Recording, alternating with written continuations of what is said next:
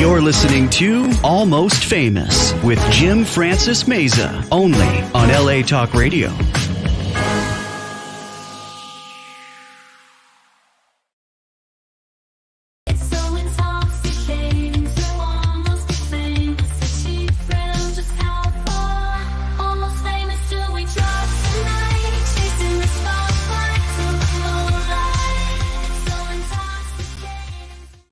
Testing 1 2. I am super delighted to have a great show. Today's going to be an epic show. I guarantee you there's going to be something for everyone. I have a great person here with me. I'm going to introduce in a bit.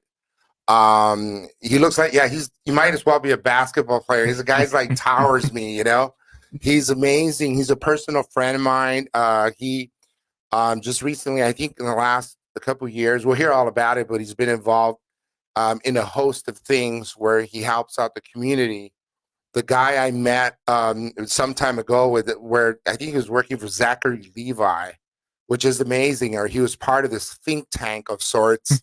He'll tell us all about that, and he runs a football league in one of my old stomping grounds.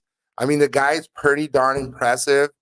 And not to be his name is going to sound synonymous to somebody else, but no, this guy's making his own footprints. Guys, ladies and gentlemen, I had to just introduce you, man. I can't help it. Let's do it. You're just awesome. You're a monolith. You're a freaking awesome cat in my book, brother. You know that. Guys, give it up for Brandon Dean Johnson. Do I clap too? You can if you like. I'll clap at my own name. It's a synergy thing, you know? We give each other, right? I'll take it. Energy. I am super delighted to have you here, man. Thanks for making the trek all the way out here. I understand you came from, didn't you come from Georgia all the way down here? You drove down? Close enough, downtown. So, after hours, LA traffic. It's a whole haul, but, I'll do it for you. Hey, man, thank you so much. Again, let's put it here. Mm-hmm. The last time you and I spoke, we talked about over the phone. There was we had a little convo in terms of like where you were, what you were doing, because you're always doing something pretty impressive, which we're going to hear about too. Your nonprofit, your for-profit that you're involved with. I mean, it's quite phenomenal. But we were talking about possibly having you back on my other podcast, because the Jim and James Morning podcast. But prior to that, we had you on the Juicy Divas Confessions of a Limo Driver podcast with yours truly and it's my co-host Seth.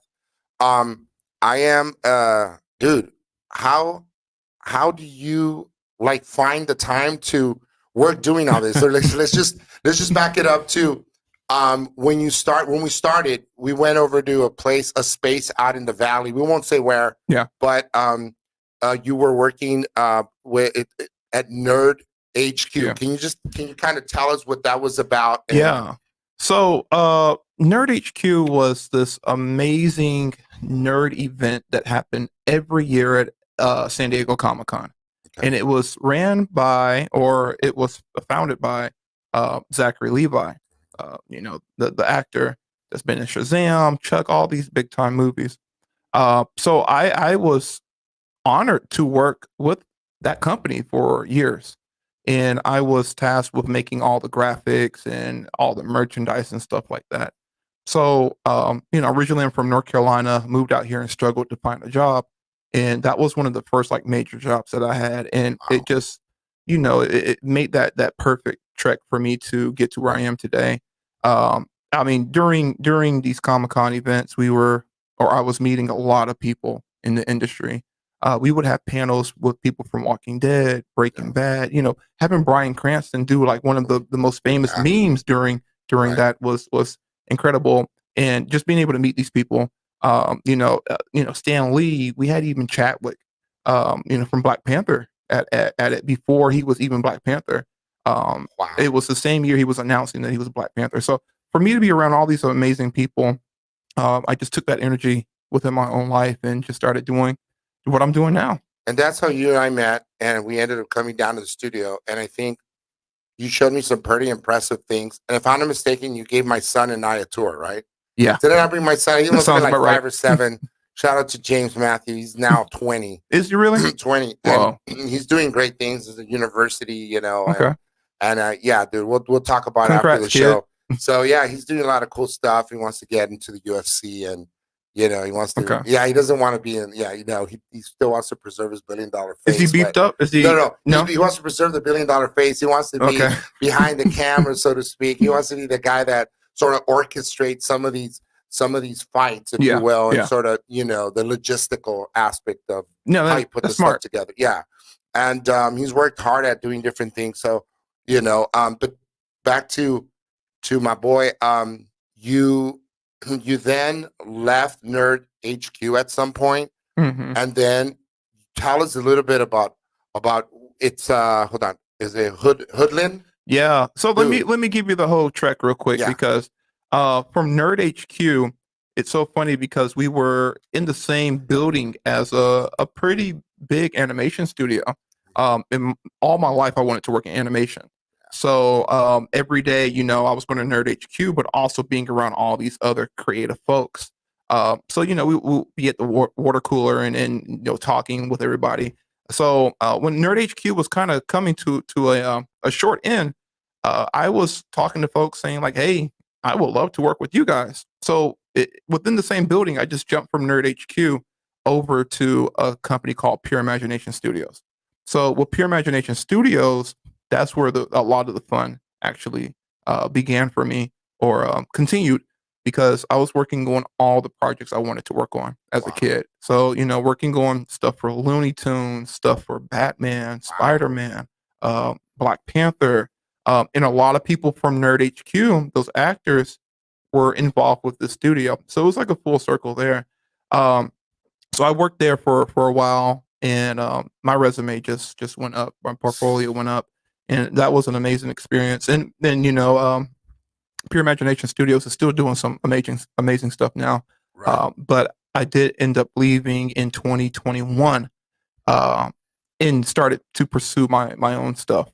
Right. So during that whole time of working for PI, I was actually running my own for-profit Bigfooters, which is a production company. Right. And through Bigfooters, me and my team, we were making our own content. So I made this hilarious puppet show called Ratchet Rachel. It's on YouTube. It's on YouTube. It's really cool, man. Yeah. Hats off to you, brother. Thank you. And I mean, with that show, I was doing everything from writing, directing, puppeteering, voiceover, editing, and with the help of my right-hand man, Jose Hawkins, who was my behind-the-camera guy, we made something very amazing. So amazing that the company, Pure Imagination Studios, they were looking at it. And then it ended up getting picked up by a studio. Amazing, bro. And from there, it just, it went up. And we had our eyes set on, having it be a show for like Adult Swim or Comedy Central. But then the pandemic hit when we were really trying to make some strides there. But yeah, I left PI in 2021 with having Ratchet Rachel in my back pocket, which was cool. Yeah, that kind of elevated you to another level with the Ratchet Rachel. I know a lot of people know you from that. I mean, because I know we talked about it and I watched it. It's really cool stuff. Yeah, on YouTube. You guys get a chance, and the idea that this is your baby. You know what I mean? You know what I mean? And then now it's taken a life of its own. Yeah. And then it's being picked up by a great studio. I mean, how do you feel, dude? Like all your ducks are in a row. Yeah.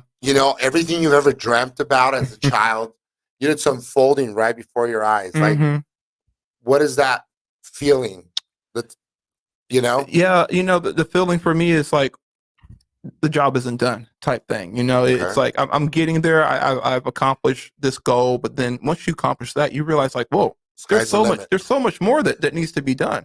So even with Ratchet Rachel having the success that it had for the while, I was like, well, there's still so much untapped potential within myself. Totally. And not just within myself, within my friends around me. 100%. I had friends that were trying to do short films and doing this. And I said, why don't I just tap in with them and help them pursue their stuff? Because when we work together, we climb together. That's right. So, I've helped produce award-winning short films with some friends, and grow in other areas too. So I'm always the type of person that's like, reinventing yourself every not just reinventing, but adding on to it. You know, I have so your many palette, right? Yeah. So I want to be that person. I always wanted to be the person I am today as a kid, just to be able to say like, oh well, this guy is a mogul. You know, he has this connection, he has that connection. He's not just for himself; he's for the people too. Right. And that's what I'm still doing now. And it leads you to El Sereno, which shout out to El Sereno, guys. It's a great little town. It's I would say it's well over 100 and plus 110 years. One of the older little cities. Yeah. Northeast, I would say, of the river, but fantastic nevertheless. Really close to Alhambra and Monterey Park and you know, City Terrace. Great little town. I went to school there. I told you I went to El Sereno Junior High School many years ago. And it's funny because 2 weeks ago when I had started my show, I talked about a certain caricature guy. This guy is just funny. Like you look at him and he's just hysterical. he's really good. Like he's a good actor. And he's Jimmy Kimmel's like sidekick. You know, Guillermo. So you know Guillermo went to El Sereno. He went to Wilson. I didn't know that. Yeah, dude. Well, I found out a lot about it when I befriended his cousin and him. He told me the whole story. Wow. He hailed from El Sereno Junior High area. That's crazy. El Sereno. I mean, El Sereno, I would say there's nowhere in LA like El Sereno, just because based on the community. It's great. I was having a cookout the other day because I coach football now out there. I know. You tell me all about it. I'll tell you all about it. But the fact that I was able to go to the local butcher and he came up to me, he was like, "Hey, you were at practice with my son. You tackled my son, and you know I'm mad at you," but he really wasn't. But the fact that I was buying the meat. I was short on cash. He said, "Just come back with the $7." Yeah. Okay, cool. And then he also gave me avocados. Really? And it's like, there's nowhere else in LA that does that. You walk down the street and people actually know who you are. And it's not that fake LA facade behind it. I lived here in the Valley for 8 years, and I was very much a community person, trying to find somewhere to be a part of the community. And I just couldn't find it out here. Good luck. Not in the Valley. But I mean, at El Sereno, I can really provide the city, especially the youth, with mentorship and that extra stuff that they need on top of them already being an extra amazing community. So why don't we stop out and talk about that in and of itself? You struck a chord with me, as you know.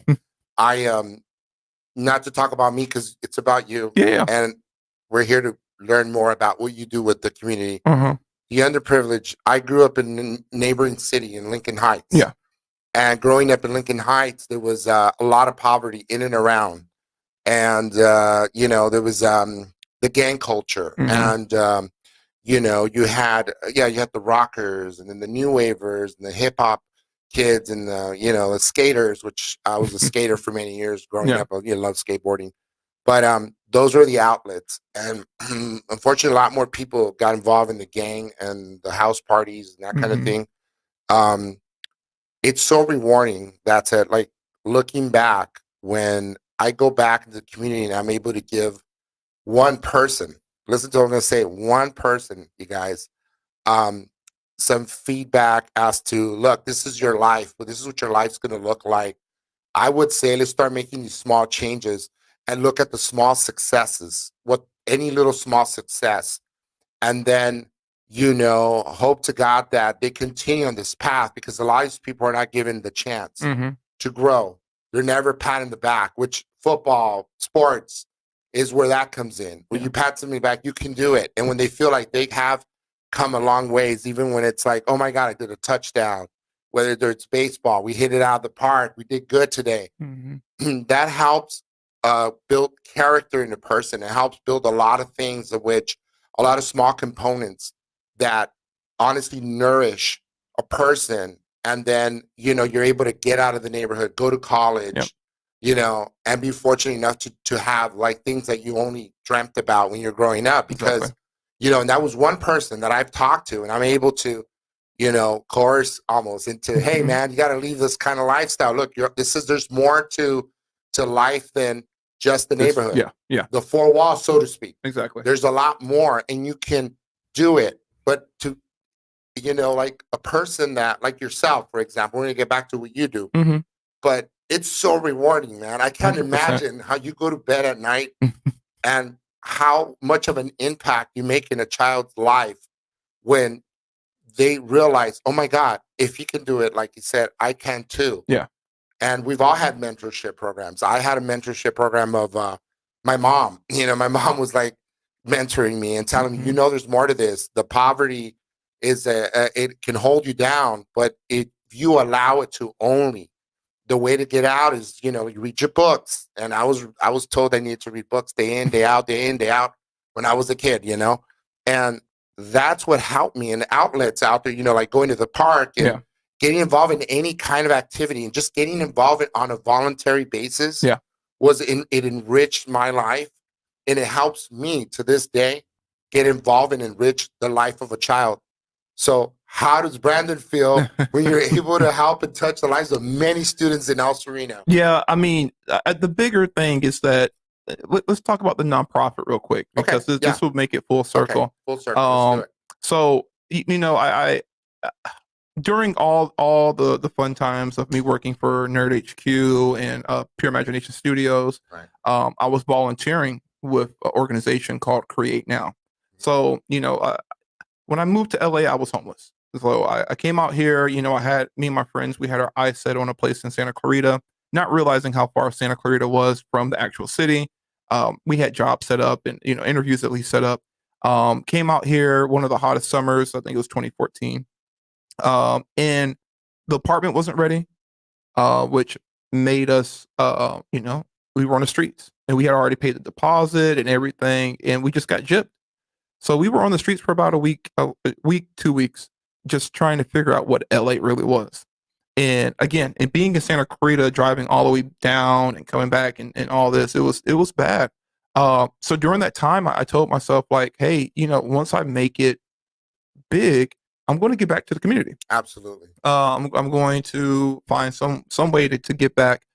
So with my artist passion as a passion, I was looking up organizations that dealt with art and with kids, and you know, I found a handful of them, and I reached out to all of them, and every single one of them was like, "No, we don't need you. Nah, you giving free time. We're at capacity, or Right. you don't have the qualifications right now. Blah blah blah." Or you know, they wouldn't reply back. So Create Now, the founder and the CEO at the time, her name was Jill Gurr. She gave me a call and was like, "Hey, I saw your application. I would love for you to come in." So at that time that I was talking to her, I had a place in Van Nuys that I was living at, an apartment. So I sat down. I took the train all the way down to the office, which is in downtown, and I sat with her for 2 hours, and we just talked. And from there, it was like, cool, Create Now is my home. So they could ask me for anything, and I would do it. So the first task they put me with was, hey, clean up our back storage closet. It's a mess.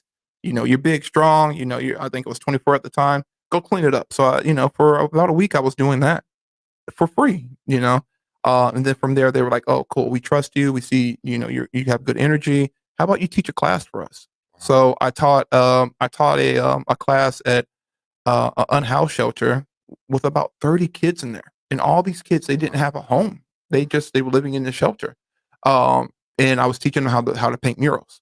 And I remember after the first class, one kid came up to me and was like, "Hey, where are you going? Like, you're not staying here?"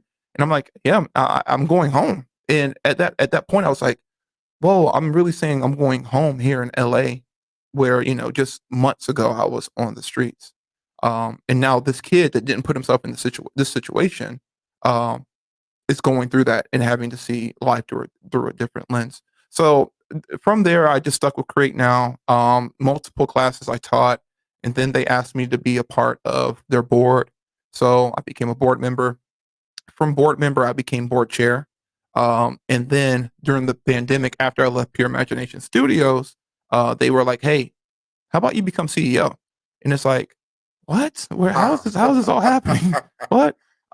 It happened at it happened at a time that it was meant to, because the CEO Jill ended up passing away at the top of 2022, I believe. Get out of town, really? Yeah, 2022, 2023. I mean, time just flies right now.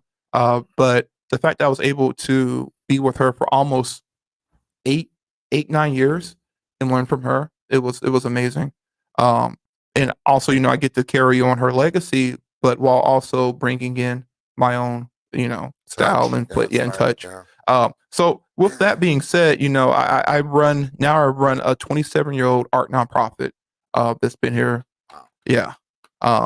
And I'm taking it to higher levels. Remarkable, bro. And and El Sereno, I moved to El Sereno last year, and ever since I moved in, I was like, I got to get into the school. So I live right across the street from El Sereno middle school. Right. So when you say how old it is, there's that old it was their Farmdale. Yeah, that old building. And it's so funny. The teachers took me there for a tour, and I'm like, I swear there's like ghosts or something. Chills? Oh my gosh. Okay, I felt the same chills. Let me tell you what happened. I was going there. Clearly, this is junior high, so I'm dating myself. It's like the late 80s, early 90s. Mm-hmm. And I'm walking in, and I remember seeing this ginormous, big, kind of like Little House on the Prairie of sorts. Yeah. Kind of a building, and it gives me kind of like the like it's giving me these vibes of this is gotta be like otherworldly, you know? And somebody tells me that it's the original 1800s Farmdale school. So look it up, guys, online. Yeah. Farmdale original school, and they're online. You can see like children walking in and out. I felt chills immediately when I went up because I was asked to go and help somebody remove some of the desks that they kind of placed in there. And not knowing that I was gonna feel a brush of like cold, like a draft of whatever it was, and I felt it. Yeah. And so the thought, it could have just been like just the thought of it, Mm-hmm. but I felt something. And I know what I felt. Yeah, and I definitely felt it too. Yeah. And I mean, what just added to that experience was that they have pictures of like the kids that went there, and these kids in the photo, they were probably, I think, 10 to 13 or whatever. Because I was in elementary school. It was Farmdale, Yeah, so it probably even younger than that. But their uniforms for going to PE, they were dressed like they were going to church, right. And they were like in these straight lines, and I'm like, oh my gosh, like woo. But no, that place is haunted for sure. It's haunted, but just the fact that that's still standing, it's amazing. Right? It has such a presence. Right. It's amazing. I was able to ring the bell. So the fact that kids, the fact the kids were there ringing the bell, our teachers, was crazy. But when I moved in, I saw all the schools in the area, and then I saw some kids. So long story short, I was going to all the community events I could, and me and my girlfriend were going, and then we went to something called the Kite Festival, which is up there on the hill next to Wilson. Oh yeah. I forgot the name of the hill, but Prescott or Ascot Hill. Ascot Hill. Yeah. So we were up there, and the Stallions had a booth, and their president and co-president were there, and they saw me. They were like, "Hey, come over here! Do you want to be a coach?" And I'm like, "You guys don't want me to coach." And my girlfriend was like, "Wait, you guys have a cheerleading squad too?" And they were like, "Yeah." She was like, "Oh, sign me up! I want to be a cheerleader coach." So I was like, "Okay, cool. She's doing it. I'm going to do it." Yeah. So I signed up to be a football coach. So you got volunteered in by your girl. I got volunteered in. Funny thing about it, she lasted for probably all of a month and a half, and I'm still in it. Like, I'm in it hard. So she was traveling a lot for work and just got overwhelmed. But just the football alone is just me in the community. But on top of that, when I first moved in, I saw the middle school, saw the elementary school, and I told myself I got to bring them programming somehow. So there was one day I was walking to practice, and there was a young man in handcuffs. He couldn't have been no older than 12, 13, in handcuffs right in front of the middle school. And he looked a little a little hung up a little bit. And I'm just sitting there. I'm like, and I walked past him, and I almost make it to the field. I'm like, let me turn back around and just try to talk to this kid, So I went up, and while the police were talking to him, I'm like, I pulled one officer to the side. I'm like, what did he do? Like, and they were like, we can't tell you that, blah, blah, blah. And I said, can I talk to him afterwards? So after they let him go, I walked with him kind of close to down the street, and I'm trying to talk to him, and he was kind of disconnected, but I'm trying to like understand like hey, what do you like to do? I would love to support you in any way possible. And I was able to get out of him that he liked to do music. Yeah. So, for a kid to say music, that's something that my organization offers. So I wasn't able to get his number or anything like that, but I asked him, what school do you go to? He said, I go to this school right here, which was El Sereno Middle School. So I made it like one of my number one tasks to get into that middle school. So emailing all the teachers, going on LinkedIn, Facebook, just trying to find a connection. Nothing. Emailed the principal, nothing. So I asked my neighbors, I'm like, hey, did you have a daughter, kid, whoever? Did they go to the school? Yeah. Do you have any connections? Yeah, I'll get you in contact with so and so. So from there, I was able to get my foot in the door.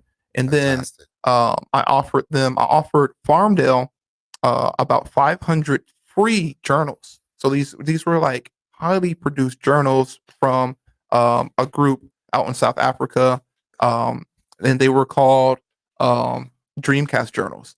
And with that, it was like a gift to the school to say like, hey, we're real, take us seriously, we want to provide. So they gave them out to all the school in Farmdale. What a blessing. And the teachers started using that as a class, I guess, assignment. Or whatever. Yeah. So every kid there at that school knows what a Dreamcast journal is, and they know that Create Now gave it to them. So from there, the middle school heard about it. It was like, what? All the kids got what? So they were like, how do we get part of that? So long story short, we are now in El Sereno Middle School full-time throughout the year, also in Farmdale throughout the year. So we're always doing art programmings for those two schools. There's also El Sereno Elementary School. Elementary. So I just made connections with them a couple weeks ago where I talked to all their kids about what I do in my life. And hopefully that can lead us into doing programming at that school. But I want to get into Wilson next and just have that whole area on lockdown. And then there's the continuation, El Pueblo, across street from McDonald's. There's the little there's a little one. Yeah. Yeah. And I think that's a continuation.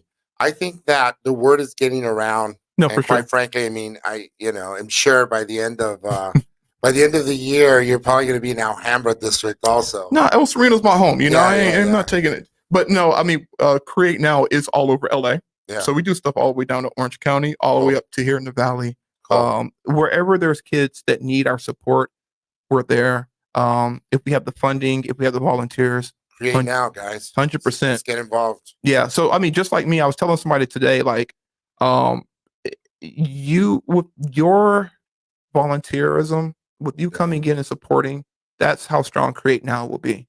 And just looking at myself and other people on my team, they're in these spots of leadership because they showed that they wanted to be leaders. I showed that I wanted to be a leader when I had nothing out here, and now I run the whole company.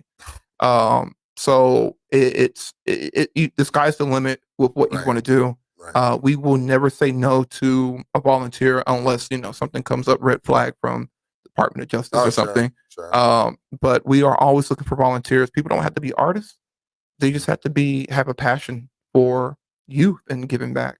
Yeah. So count me in. I'm in. Yeah, I mean everybody should be in, but Jim will take you for sure. I enjoy giving back. I've gotten involved with different things. I never with the nonprofit other than Safe Streets. Okay. I'm involved with Safe Streets. But haven't really, like I've talked to you in the past. I knew you were involved in you have your hand dipped in different stuff, and it's always the creative ways. Yeah. Which me as an actor, and obviously you and I, we've dealt with different things in the industry, but like the nonprofit, and then like when I tell you what city, and you're like, all cities in LA, it's like El Sereno. I'm like, dude, I went to junior high there. Yep. I lived 10 minutes away from there. It warmed my heart, and needless to say, I felt like, oh my gosh, it's like full circle. Like I need to get involved in this because I have so much I can share. I mean, like a lot of people might say, oh, well, you don't know the difference because they read you like you read a book, and they kind of take it like, oh, this guy is coming on, but what can he possibly offer if he never lived my life? Yeah. And little do they know that I might have a lot more in common than they know, you know?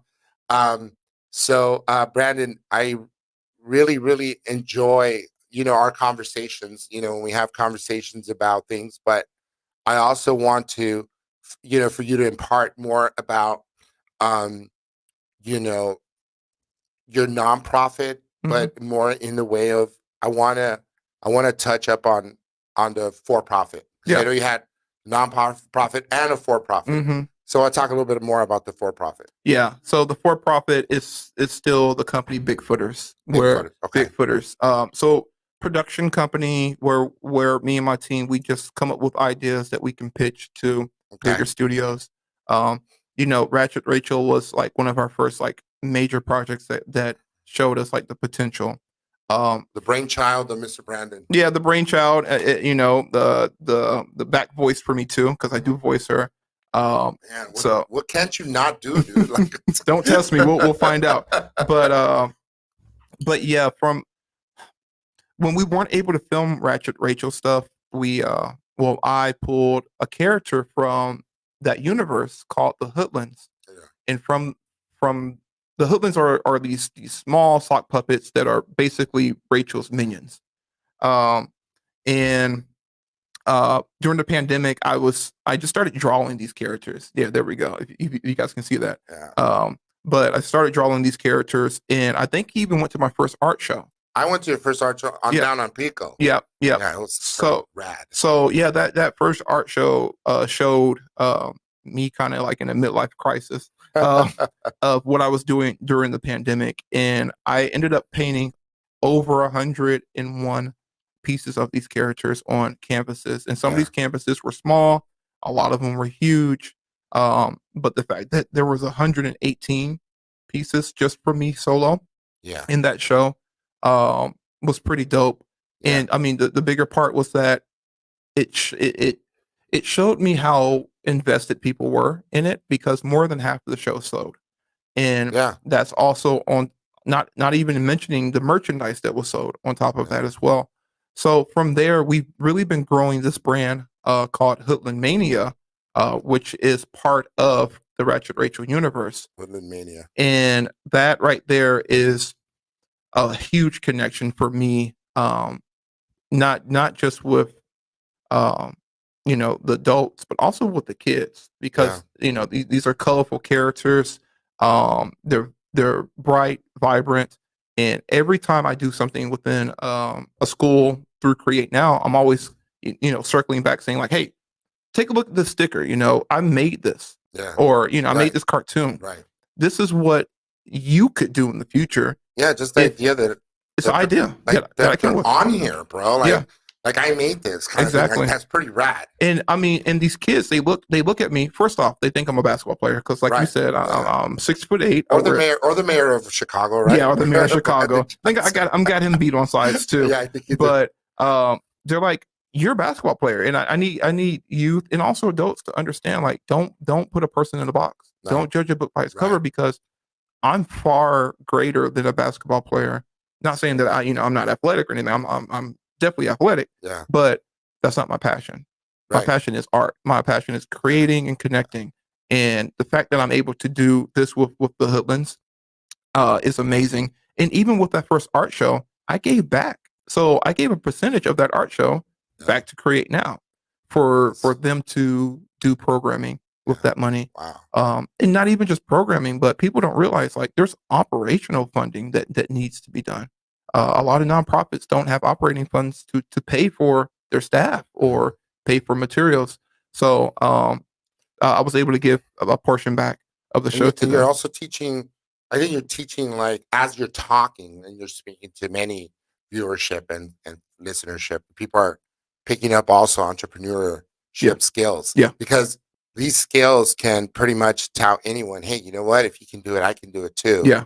And you learn like kind of like the logistics of how to create something from the ground up, which is Yeah. not easy. It's easier not- in theory than it is in practice. Yeah, I Yeah. mean, I'm definitely at that point now in my life to where if I can think it, Uh-huh. cool, I'm going to do it. Yeah. But when I was younger and coming up with these ideas, I had to learn how to do it, Yeah. and it was so hard then.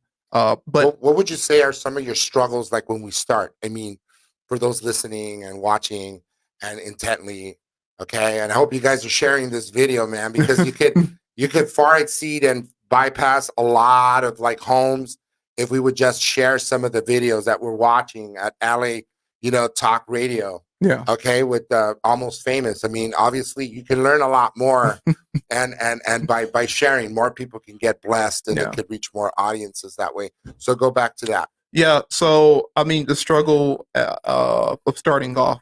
I'll drop a few Nuggets, drools, whatever we call it. Jewels, yeah. It's the fact of not knowing and experience.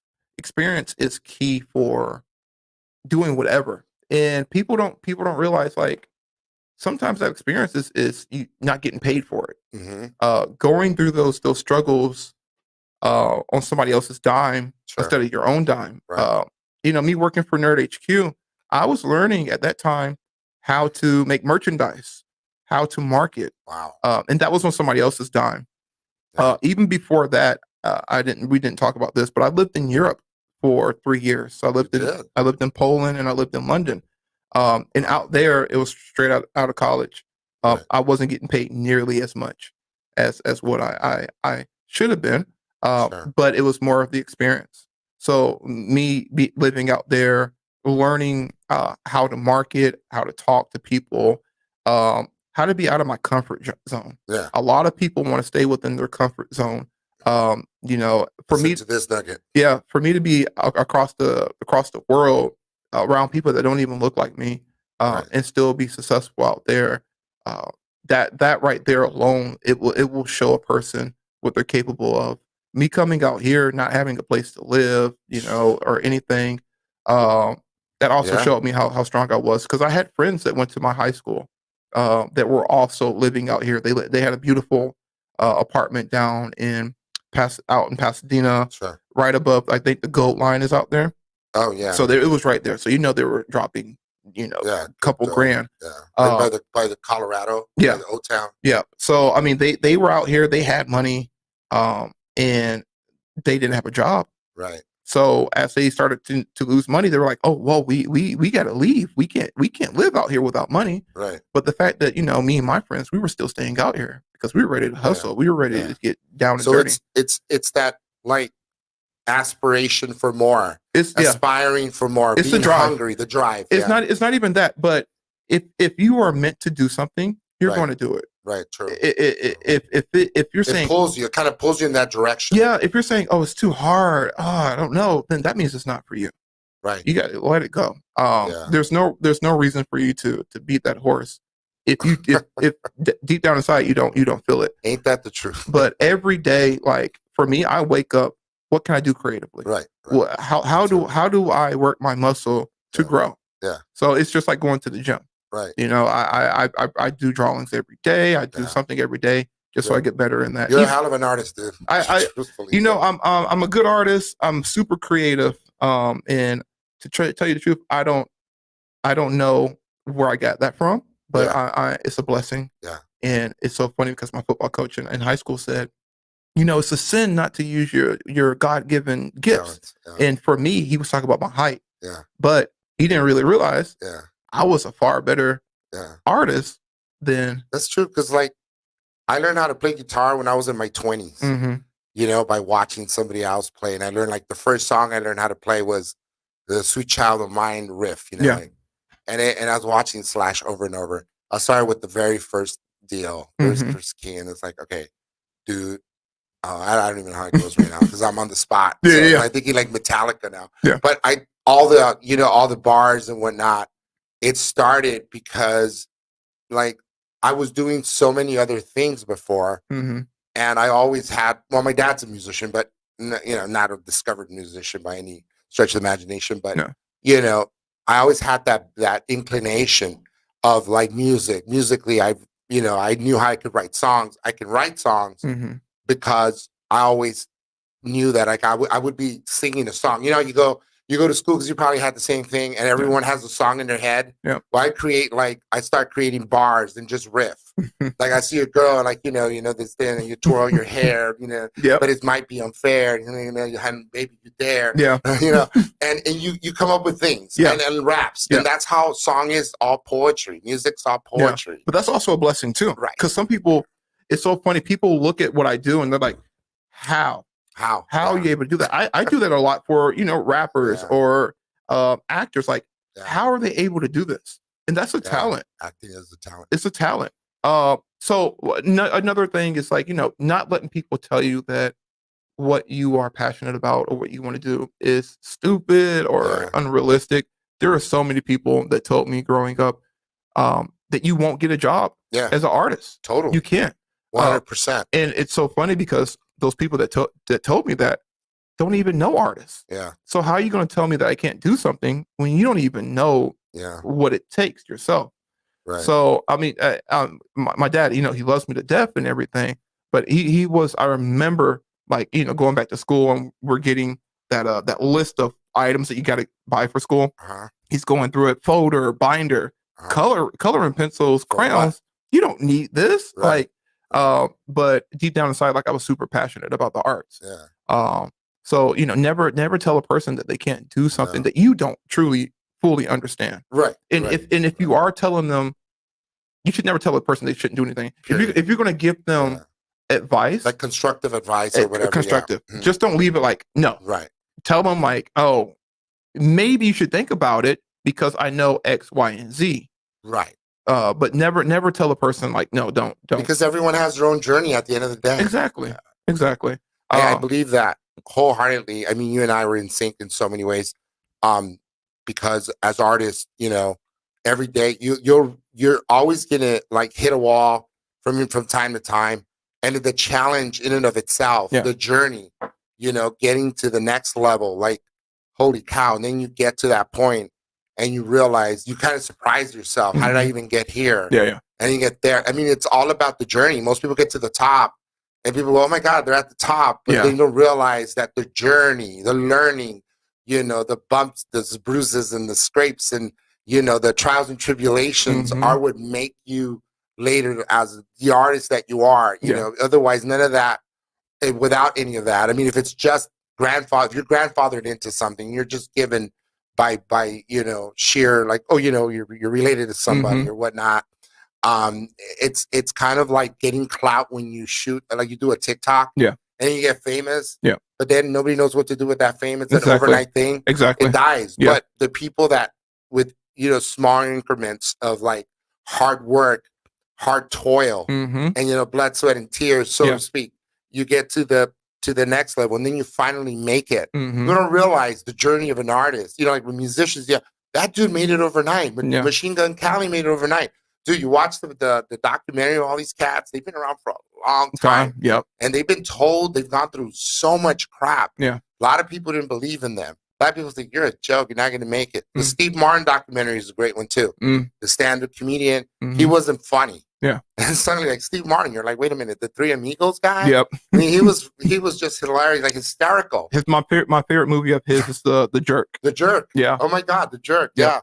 But I'm just using those as examples, and I think that my God, dude, I'm like really happy, and you're so gracious to be here, and the idea that you can make it out tonight, it means a lot to me because you inspired so many, and for me to just be able to help welcome you to some of the homes through LA Talk Radio, through Almost Famous. I think I've done my homework and I've done my deed for the day as far as I'm concerned. And I appreciate you for that. If people ever come in contact with a person doing good, elevate them, talk about them. Edify them, huh? Yeah. I mean, because you never know who else in your community or in your network might need that person as well. Right. So always connect good people with other good people if possible. So I do thank you for allowing me to use your platform to elevate. Speaking of platforms, where can people chase you down, find you, track you down? Oh man, social media handles, everything, huh? So first off, we have bigfooters.co. That's the website. So that's BIGFOOTERS.co. So that's the for-profit. The nonprofit Create Now is createnow.org. If you guys just send an email there, it will go to myself or somebody on the team that will get in contact with us. Let's see, what else do we have? I mean, we have Instagram. If you want to follow Hoodland Mania on Instagram, we're there. if you want to follow myself, my personal page, it's Tall TALLQUE. So Tall Q. But yeah, I mean, social media is all over the place these days, right? And finally, I was able to hold him down because he like everybody pulls him every which way. He's like the very elusive cat. You can never really hold him down. So I was able to have you, and I feel pretty blessed and lucky and beyond grateful for you to be here today. Yeah. This is your house. This is your home. Cool. You ever feel like you want to stop by? I was okay. So my buddy and I'm a good friend, my James Walsh, actor. We had Jim and James Morning Podcast, and I had a co-host, and it's fantastic because you bounce off of each other and whatnot. But I like this because I started just myself. I started with Juicy Divas Confessions of a Limo Driver, all by myself, and Seth being the co-producer, my co-pilot. But it was quite an odyssey. And real quick, because we're almost out of time. But I just wanted to say that it was fantastic to where we got to, and then I felt like I want to be challenged a little more. So the Jim and James Morning Podcast, it was good. But it's always nice when I'm able to have my own platform, like my own show, because then I can invite you back. Exactly. And, you can have the third guy in, the third. I know some of the shows have like 4 or 5 guys, and it's all great and dandy. But I think it's great when you have a space that you and I can share, so to speak, only 2 people, then more can get squeezed out of the lemon, so to speak. Hey, we're here. Yeah. So we definitely got a lot out of Mr. Johnson, Dean. What did I say? Oh, Brandon Dean Johnson. That's the name. I got you backwards. and I just wanted to say we're sending tributes and condolences to the Jerry West family. Just passed away, Jerry West. Wow. Yeah. So that was Jerry West embodied basketball, in my opinion, in my humble opinion. Guys, don't forget to tune in. This is your show, Almost Famous, every Wednesday night. And thanks for hanging in there last week because I was running a cold, a nasty cold, hacking cough, whooping cough. I thought, for real, man, I got really like a bad case of COVID. Yeah. And then I was telling my wife, like, dude, she gave me the COVID exam. It's like, no, I didn't have anything. And then I said, wow, what in the world do I have? So I went up to Kaiser Urgent Care twice, not once. And then I got pink eye. Oh, no. So if you were going through it. Basically. Matters couldn't get any worse. I ended up with pink eye. But I'm I'm beyond blessed and thankful and grateful. I don't know if we're going beyond the time, Sam. I hope I still have time to just say thank you, viewership. Please share this information. It's a well of knowledge, as you can tell. Follow my man and follow me, Jim, yours truly, Jim Francis Meza. You could Google me. You could Google him. Both of us have done a couple of things out there. We'll probably pop up on Google. But at any rate, I want to thank all of you guys and keep tuning in every Wednesday. And otherwise, have a blessed rest of your night. Thank you, and God bless you. You're listening to Almost Famous with Jim Francis Meza, only on LA Talk Radio.